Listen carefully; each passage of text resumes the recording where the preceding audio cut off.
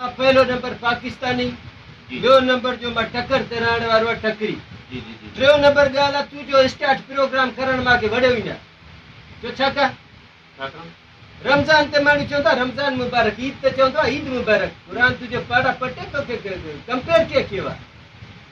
तूं असांजो महिमान आहीं, कैमरा लॻा पिया आहिनि, अड़ो भड़ो तूं जेको एंट्री वठो त उनजे सां इंसल्ट था कयो। न ॾिसो थो हर को ॾिसो थो मूंखे बिल्कुलु तव्हांखे ॾिसे थो तव्हांजो लहजो।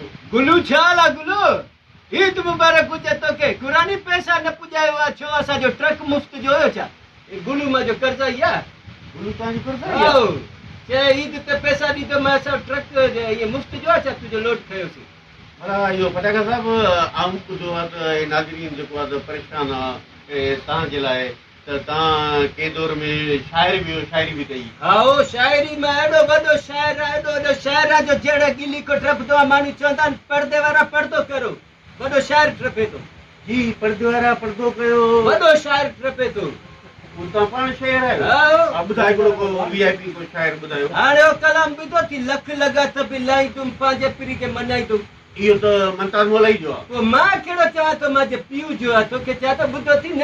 हा ॿुधो ॿुधो थी, तूं छा विछड़ी वए पीरी मुंहिंजो वेड़ो विरल थी वियो। अरे बाबा इहो त वही धकड़े जो आहे। बाबा तोखे ट्राई वठां थो, तूं फनकारनि जो शौक़ी लॻे थो। ॿुधो थी, मां अचां थो तूं वञे थो, तूं अचे थो मां वञा थो।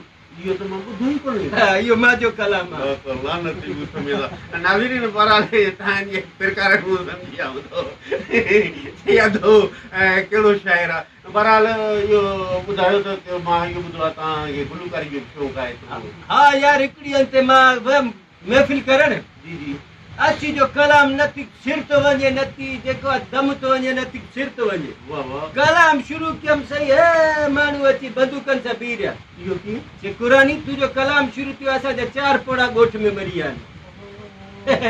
पोइ तव्हां बची वियो, थोरो जूता वूता लॻो मार खाधीसीं, हाणे छा आवाम खे ॿुधायूं यार। हा त नाज़रीन असांजो जेको फटाको साहिबु आहे जेको तव्हांजे साम्हूं